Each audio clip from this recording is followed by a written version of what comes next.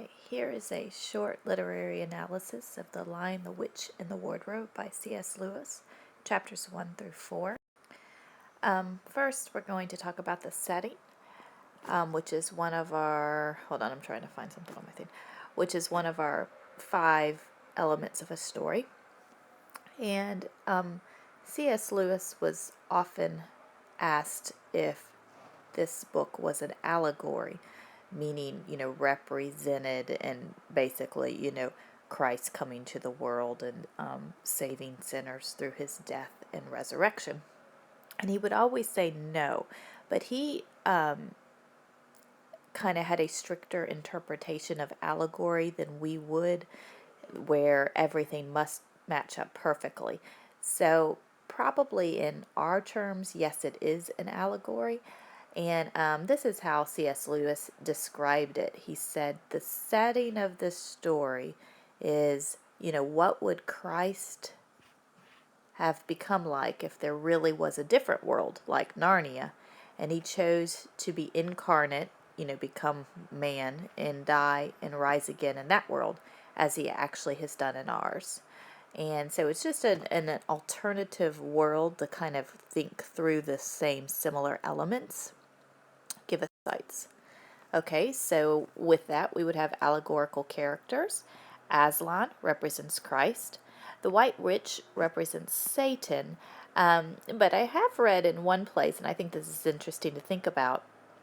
In 1939, C.S. Lewis had some girls come from the London evacuation because of the air raids, because of World War II and Hitler and Germany doing air raids in Britain.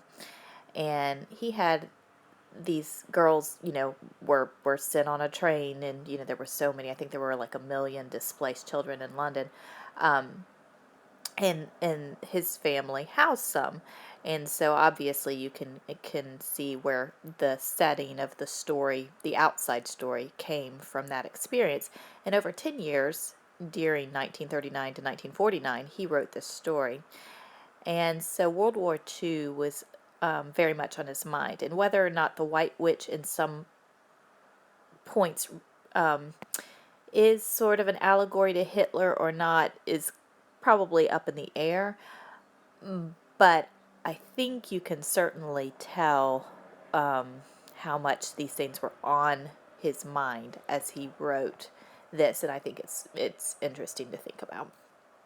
Okay, Edmund represents people and sinners, and you're going to see a drastic character change when Aslan really enters Edmund's life, representing Christ really entering a sinner's life. And Mr. Tumnus, in these chapters especially, we have a wavering Christian who is repentant and makes the right choice, but it's difficult. Okay, themes in these chapters, the huge is temptation, and then we have an example of repentance, and I guess you could also call it an example of unrepentance with Edmund. So I would like you to really look over and reread the account of Edmund with the Turkish delights. Those Turkish delights represent sin, and you can see Edmund, once he tastes that sin, he just wants more and more of it until it would kill him if he was allowed to, representing that the wages of sin is death. You could also kind of go that this is a little allegorical from Adam and Eve with the fruit of the tree of the knowledge of good and evil, and Edmund here with the food of the Turkish delight, and while he's learning all about this world and this good and evil, I guess, or whatever. So reread that and think about temptation there.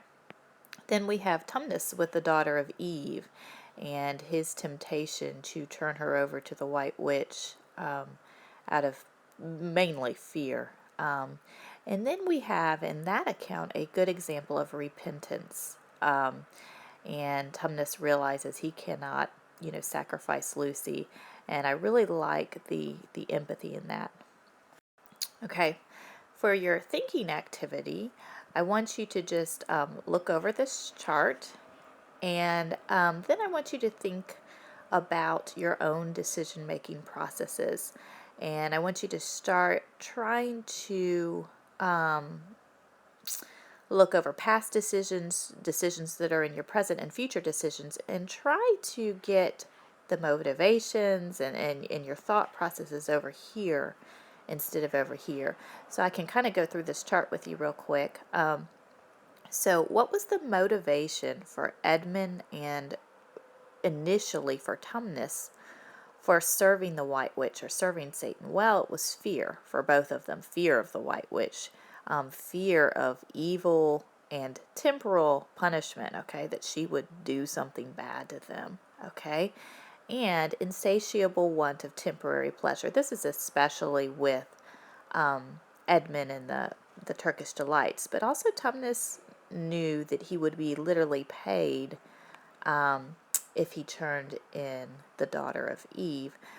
So there was a little bit of a incentivizing there as well. Okay. And you can contrast that with our motivation for serving God or for serving Aslan. Once again, you still have a fear. You have a fear of God. In the book, we're going to learn, that Aslan, is, I can't remember the quote exactly, but basically is scary, but he is good. Okay. And so fear of a righteous, all powerful being that can righteously, eternally punish as opposed to temporary discomfort or displeasure or things. Okay. Then also, we also have desires, in our motivation for serving God. And that I would say would be, a faith-filled desire for heaven, for undiminishing eternal pleasure, and putting aside the temporary pleasures in pursuit of this. And you can look, and I guess I'm sort of doing a giveaway here, but in this book, in this allegory, these children can choose between temporary pleasure or becoming part of ruling an eternal righteous kingdom. And I think that choice is ours as well. Okay? So that's where we get down to the results. You can be part of continuing an evil kingdom, continuing evil, hurting, sin, death, or you can be part of a future righteous kingdom. Okay? Then Edmund chose to continue in evil for self-preservation, fear-based, and he has thoughtless, rash decisions just all based on himself. He doesn't think through things, and I think that's epitomized by every time they go in this wardrobe. Anybody else who goes into it, they leave the door open because that would be, a silly thing to close yourself up into, some weird situation. Edmund just shuts the door thoughtlessly. Okay. So then repentance. All right. We have Tumnus thinking through, and like I said before, I really like his empathy. He said, I didn't know you. I didn't know a daughter of Eve, so it was easy to go, okay, the easiest thing is to turn her in. But now that I've talked to you, there's no way I can do that. And that's empathy. And when you think about, boiling down the tenets of the faith, you've got love of God and love of others, and that's kind of love of others is a empathy thing that is lacking in a lot of young people. So make sure that you continually practice, well, what if I do this or don't do this? What effect will that have on others? And learn to develop that empathy that leads to repentance and righteousness.